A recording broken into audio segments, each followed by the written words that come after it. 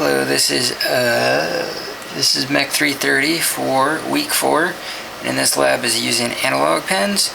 So with the Adafruit board and using Python coding, I am using analog 0 and 1 pens. And then so from the potentiometer, it is analog in and then analog out to the LED over there. This is a 1K potentiometer. So as I adjust the potentiometer, you can see the LED brightens up, and then I adjust it down and the LED adjusts down. So now to look at the code that helps create that. Let me adjust it here real quick and get it into focus.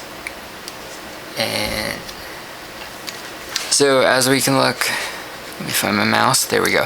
Alright, import all my stuff, analog IOs, and then analog in, analog out. So this is setting up the pen. So on pen A1 on the board is an analog in, and then that goes to the potentiometer.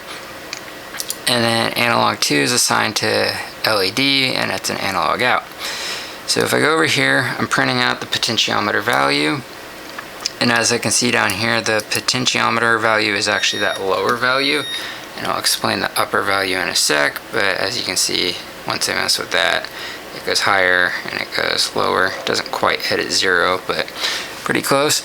So that potentiometer value gets converted into this value. So this basically, what I'm doing right here is creating a ratio. So I'm creating a ratio and then I'm shifting it up, because when I was turning the potentiometer, it was giving me a really short range of that potentiometer, and I wanted to increase the range. So I was able to kind of basically create like a math formula to make it so it uses that whole range. If I was to adjust it a little bit more, the higher end, would get used a little bit more, because once the LED hits a certain point, it doesn't get any brighter. But yeah, basically this is because the LED doesn't operate at 0.5 volts.